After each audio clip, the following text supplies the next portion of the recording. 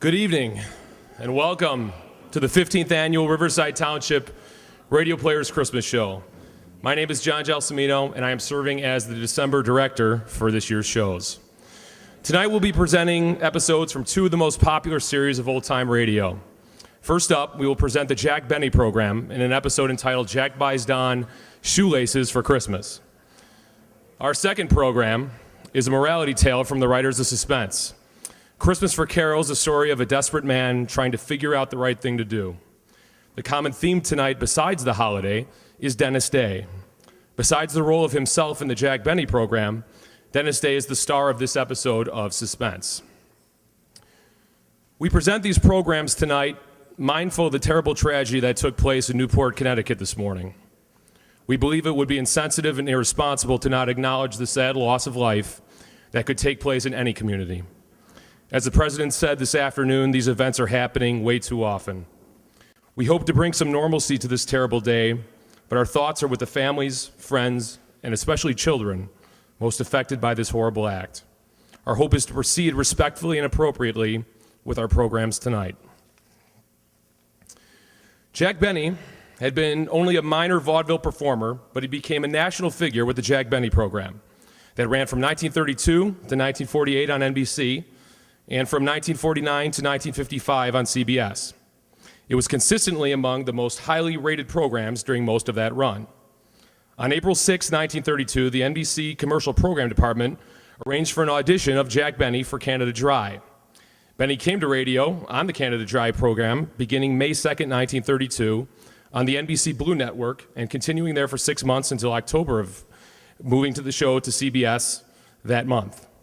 With Ted Weems leading the band, Benny stayed on CBS until January 26, 1933. Arriving at NBC on March 17th, Benny did the Chevrolet program until April 1st, 1934. He continued with sponsor General Tire through the end of the season. In October 1934, General Foods, the makers of Jell-O and Grape Nuts, became the sponsor most identified with Jack. And for the next 10 years, American Tobacco's Lucky Strike was his longest-lasting radio sponsor, from October 1944 through the end of his original radio series. Well, without further ado, I give you the Riverside Township Radio Players presenting the Jack Benny program from December 8th, 1946.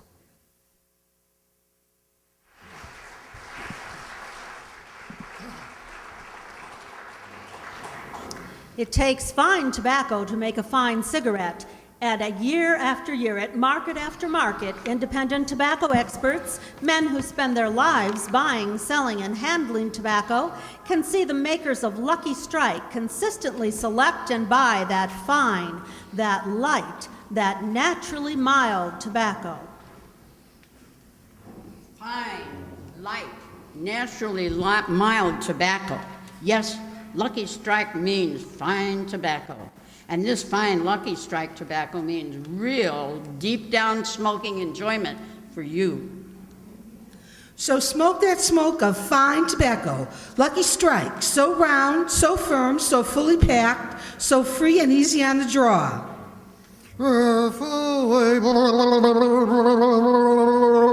Sold American.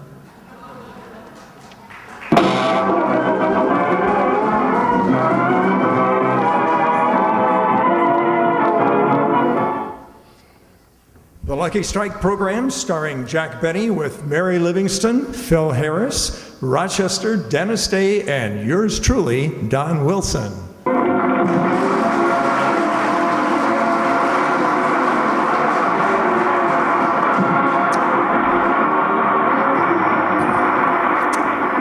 Ladies and gentlemen, Christmas will soon be with us, and millions of people are rushing around making hasty, last-minute purchases. So let's go back to last Monday and look in on a local department store in Beverly Hills.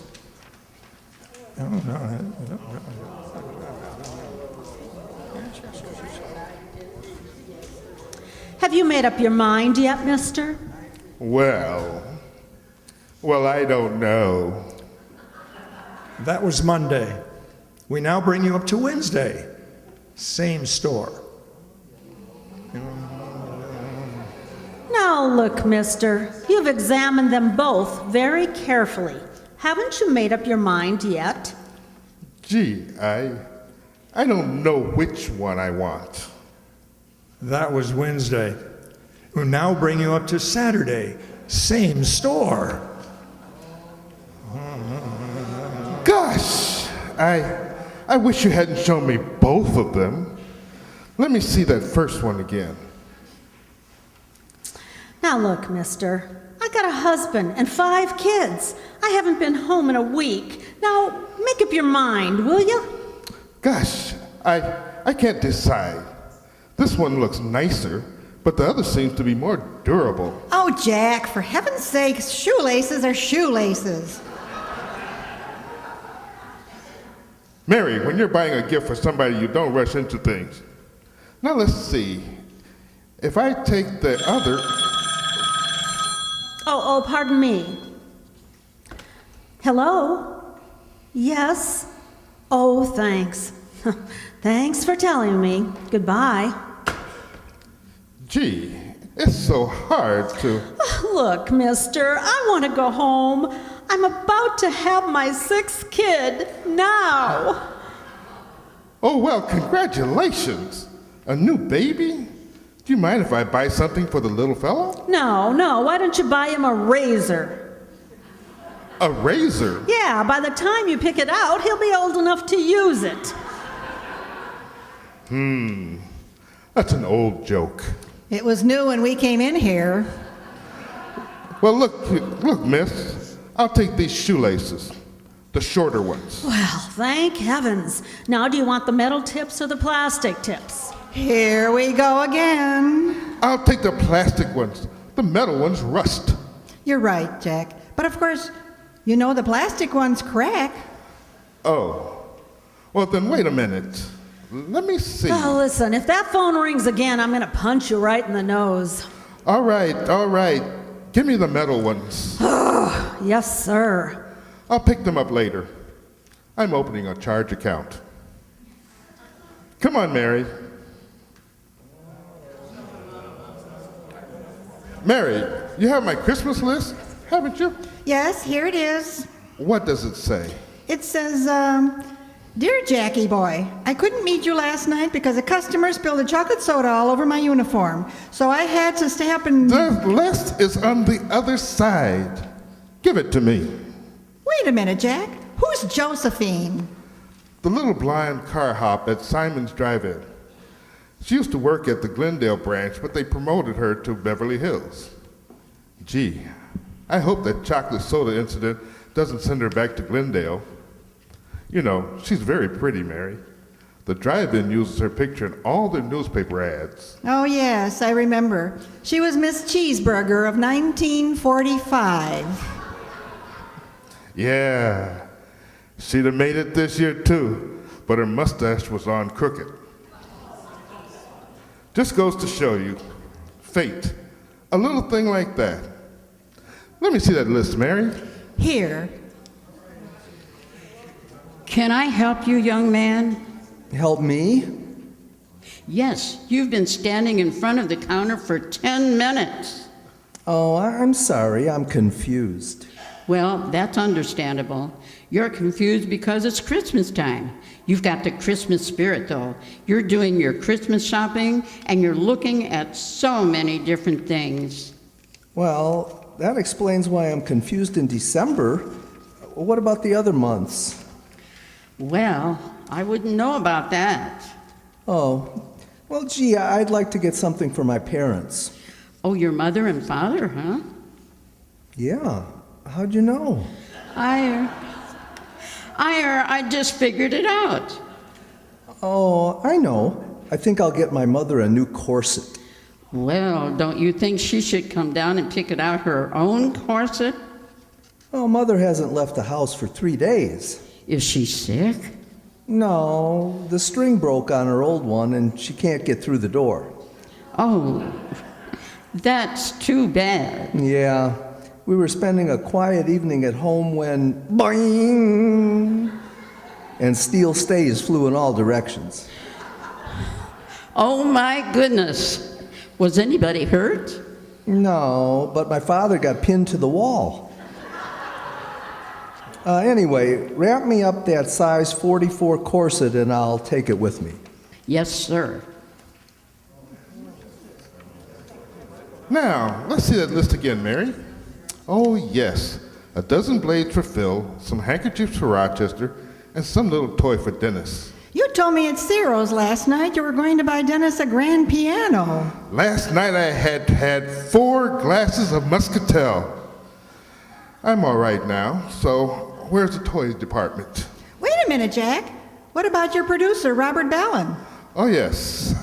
I don't know what to get him. Oh, Jack, look. Why don't you get him one of those new canvas golf bags? Yeah, he'd love that. And it's only $15. Oh. Gee, I just happened to think. He doesn't really play golf. Well, why don't you get him a nice cocktail shaker? Say, that sounds like good. And it's only $12.50. I just happened to remember. He doesn't drink either. What else can I buy him? A knife and fork. Let's see you get out of that. Oh, stop, will you? I'll think of something. Now let's see. Hiya, Jack. Long time no see. Huh? What? Oh, hello. Come on, Mary. Who was that? Oh, she was a racetrack tout I used to see at Santa Anita. You remember we ran into her at Union Station last year? Oh, yes. Say, Mary, I want to get a watch for my sponsor. I wonder where the jewelry department is. Well, there's the floor walker. Ask him. Oh, yes. Oh, floor walker. Floor walker. Yes? Can you tell me where the jewelry department is? Yes, but you'll hate yourself in the morning. Look, I didn't ask for any wisecracks. You either give me a civil answer or I'll report you. Now, where's the jewelry department? It's on the 3rd floor. Thanks. Like fun it is. Never mind. I'll find it myself. This is a fine store to do business with. You walked in here, Lotus Blossom. Nobody dragged you. Oh, quiet. Come on, Mary, we'll find it.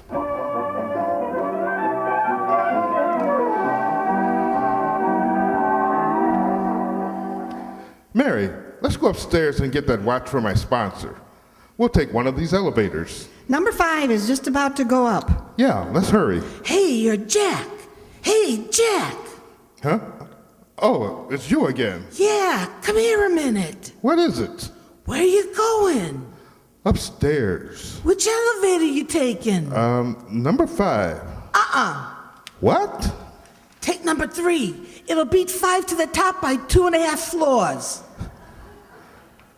But number 5 is about to go up. I know, but she's carrying too much weight. Well, I don't know. What do you think about number 1? Local can't go the distance. What about number 2? Slow starter. Well, it really doesn't make any difference. I'm only Christmas shopping. Okay, it's your money. I wonder where he gets his information. Jack, are we going up or not? So far, all you've bought is a pair of shoelaces. Well, at least Say, Mary, I was thinking. Maybe you were right about those plastic tips. I think they're better than the metal ones. I'll go back and change them. Oh, Jack. Come on, I'm gonna change these shoelaces.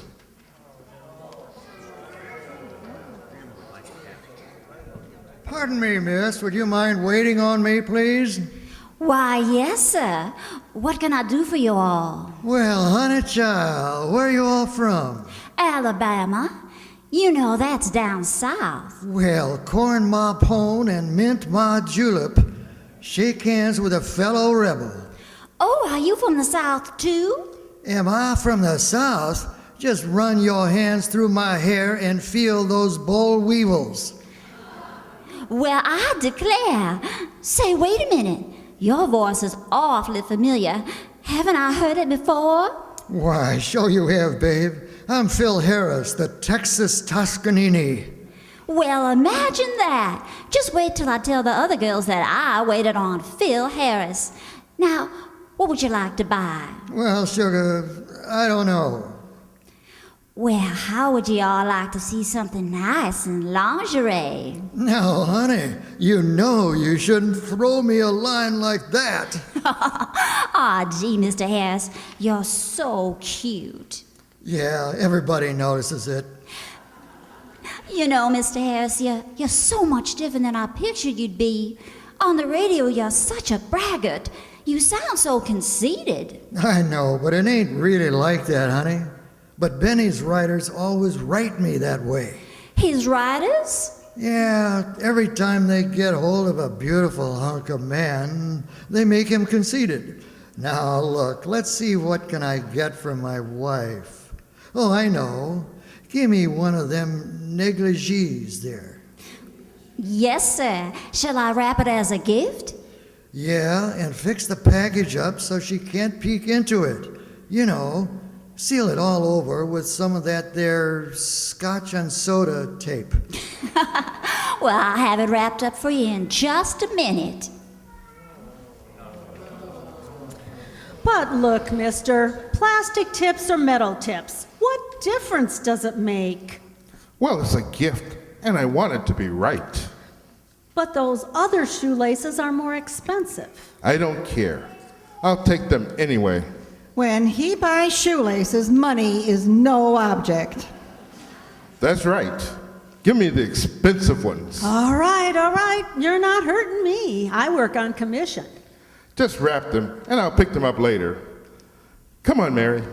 Jack, I want to stop a minute at the lingerie counter. I like this shade, miss. I'll take this pair of 2-thread hose. You're wrong, lady. This hose is 3-thread. Oh, no, it's 2-thread.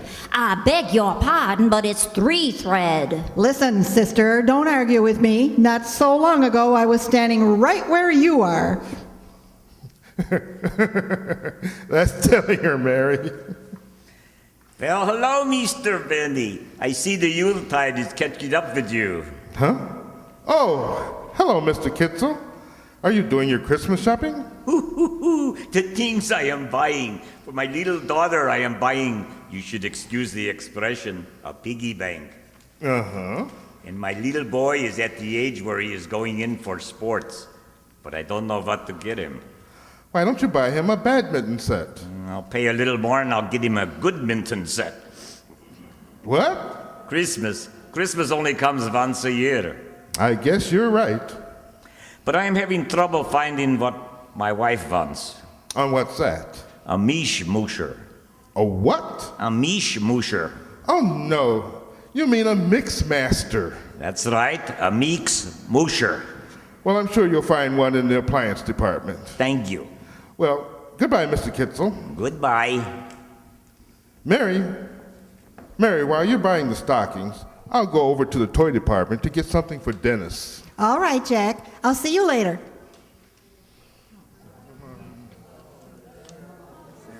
Well, there you are, Mr. Wilson. How does that shoe fit? Oh, it fits perfectly. I'll take that pair. That's fine. And would you like some extra shoelaces? No, I always get a pair for Christmas. Well, that must keep you excited. Yeah, I never know whether I'm going to get plastic tips or metal tips. Oh, well, I'll have these shoes wrapped for you in just a minute, Mr. Wilson. Fine, thank you. Oh, hello, Don. Well, hiya, Jack. Doing your Christmas shopping? Yeah, I was just going over to the toy department. I just came from there, and I brought you the most novel thing you've ever seen in your life. For me? Yes. In fact, I'm not even going to wait till Christmas. I'm going to show it to you right now. Well, what is it? Well, look. But, Don, that's nothing but a set of toy wooden soldiers. That's not for me. Just watch what happens when I wind them up. But, Don...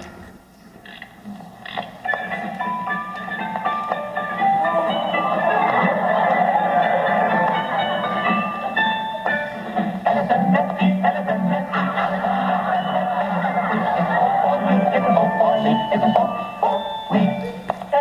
Don, it was nice of you to think of me, but Don, I don't want that. They're so round. They're so firm. They're so fully packed. Oh, darn it. It looks like I'll have to wind them up again. Never mind, Don. I don't want it. But it was a nice thought anyway. See you later. Oh, don't bother wrapping them as a gift. Here you are. Thank you. Oh, hello, Dennis. Hello, Miss Livingston. Gee, am I tired. I just walked up to the 6th floor and back. Walk? Why didn't you take the elevator? Well, I was going to take elevator number 3, but somebody came over and told me it was scratched. Oh, yes, she's a friend of Jack's. What are you doing here in the music department? Oh, I was just going to buy some records. Mary, I was looking for you. Oh, I was just talking to Dennis. Oh, let me look at that list again, will you? Here you are. Gee, I still have to get a present for my old girl, Gladys Zabisco.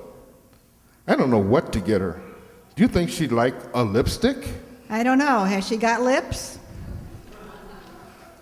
Don't act so catty.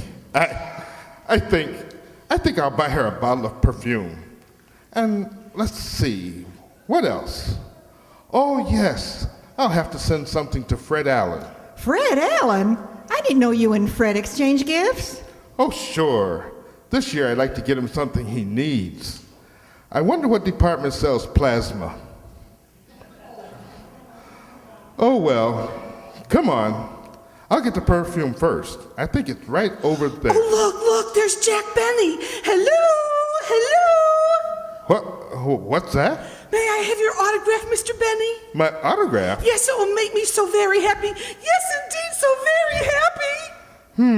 Well, I'll be glad to. There you are. Oh, thank you very much, Mr. Benny. Thank you. Goodbye. Goodbye. Who was that anyway? What's the difference as long as she's happy? Yeah. Well, here's the perfume counter. What? Here's the perfume counter. Oh, yes. Pardon me, ma'am. I'd like to buy some perfume. Okay, mister, what kind of perfume would you like? Well, I don't know. What's popular right now? Well, here's something that's not too strong, yet leaves a trail of broken hearts. Oh. It's called Avec très je t'aime beaucoup, my chérie très bien. What does that mean in English? Condensation of steam that's been forced through a motorman's glove. Gee, they go to so much trouble. No, I don't think I'd like that. Well, here's some other perfume. It's called Essence of Smog. Well, I don't know. Mary, do you think I ought to take a bottle of this? Duh, certainly. Mary, how much is it, ma'am? This is $25 an ounce, and the other one over there is $30. Well, haven't you anything a little more reasonable? Yeah, I even have some perfume for 25 cents an ounce. 25 cents an ounce. What kind of bottle does that come in? It don't come in no bottle. We keep it on tap. On tap? I'll bet they serve pretzels with it. Well, I don't think I'll take any. By the way, miss, how come they put a girl like you behind the perfume counter? Oh, my regular job's in the delicatessen department, slicing Limburger cheese. Limburger cheese? Yeah, once a month they send me here to neutralize me. Well, what do you know? Come on, Mary. I'll get the perfume later. Let's go home. I'm tired. Don't forget to stop at the notions counter to pick up the shoelaces you bought. The ones with the plastic tips. The shoelaces? Mm-hmm. I'll bet. Hey, wait a minute. Did I get the plastic tips? Sure, you went back and changed them. Oh, yeah. You know, Mary, now that I think about it... Jack! Yes, Mary. I might as well get what I want. and I'd rather have the metal tips. Come on. Oh, look, there's Rochester buying some neckties. Yeah, and that floor walker's waiting on him. Let's sneak up behind him. I think this tie is beautiful. It's very unusual. Yeah, but I don't think my boss would like it. It isn't his style. I see. What type of man is your boss? Well, he's medium tall, medium weight, and rather conservative. You mean he's conservative in his appearance? It goes deeper than that. At least he's subtle. Quiet, I want to hear this. Now here's a nice tie. Maybe he'd like this one. Yeah, that's a pretty thing. How much is it? It's only $3.50. How much? Oh, $3.50. Too bad. He would have liked that one. Oh, fine. Well, if you don't want to spend quite so much, here's a nice tie for 89 cents. Well, that's closer to what I had in mind. And wallet. Of course.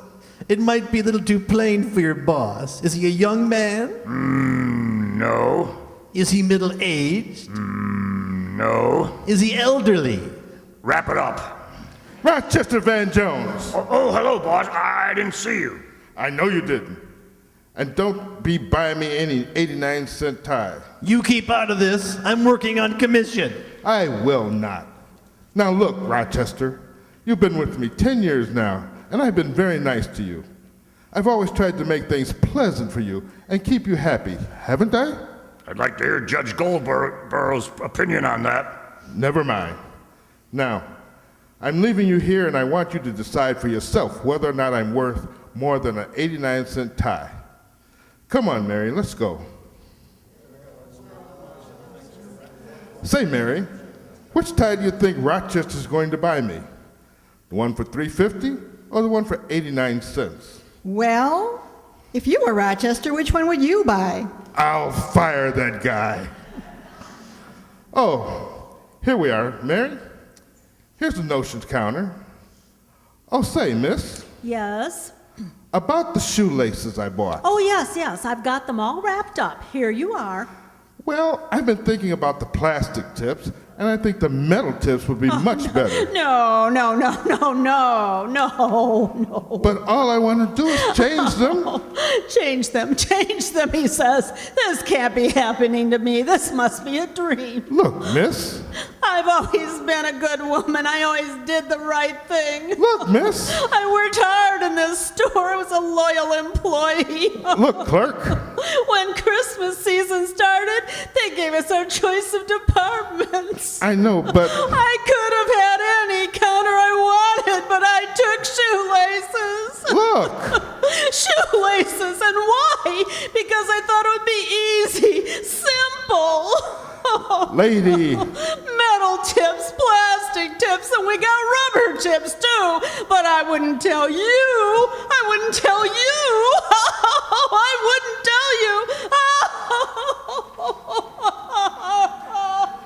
Come on, Mary.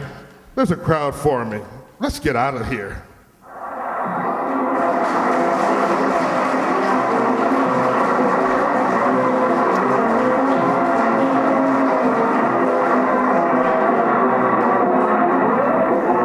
Jack will be back in just a minute, but first, here's my good friend, Mr. L.A. Speed Rings.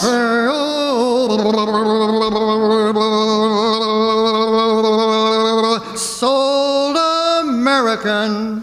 In a cigarette, it's the tobacco that counts. And today, tomorrow, always, Lucky Strike means fine tobacco. Mr. Dewey H. Huffinist, independent tobacco auctioneer of Reidsville, North Carolina, was born and raised in the tobacco business. He said, Season after season, I've seen the makers of Lucky Strike buy tobacco that's mild, ripe, and mellow. Fine tobacco that tastes good and smokes good. I've smoked Luckies myself for 29 years. And year after year, independent tobacco experts like Mr. Huffiness, auctioneers, buyers, and warehousemen can see the makers of Lucky Strike consistently select and buy that fine, that light, that naturally mild tobacco. fine, light, naturally mild tobacco, real Lucky Strike tobacco, yes. LSMFT. Lucky Strike means fine tobacco, and fine tobacco means real, deep down smoking enjoyment for you. So smoke that smoke of fine tobacco, Lucky Strike. So round, so firm, so fully packed, so free and easy on the draw.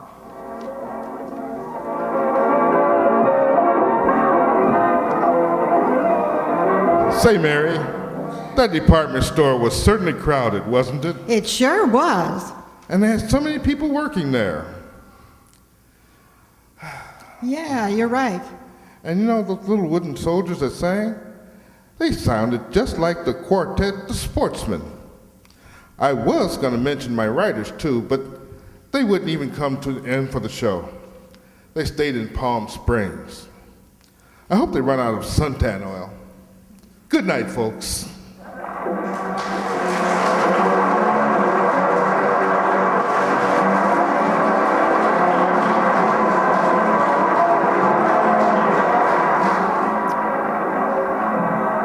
This is NBC, the National Broadcasting Company. Thank you.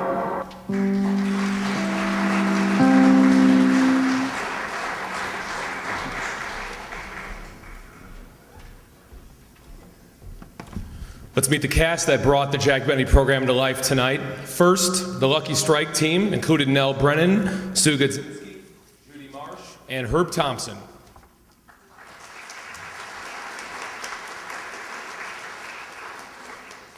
Our friends from the store, the saleswoman that had to tolerate Jack and play two parts, was done by Judy Marsh.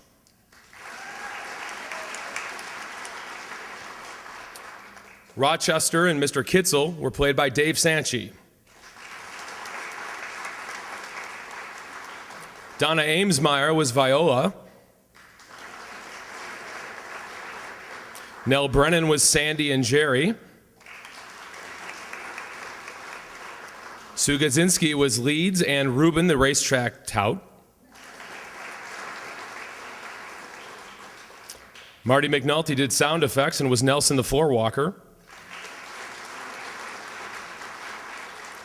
Roger Morris was Don Wilson.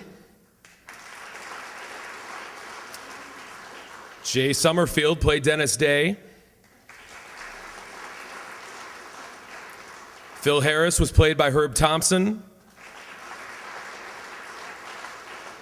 Ellie Babka was Mary Livingston. And Andre Dixon was Jack Benny.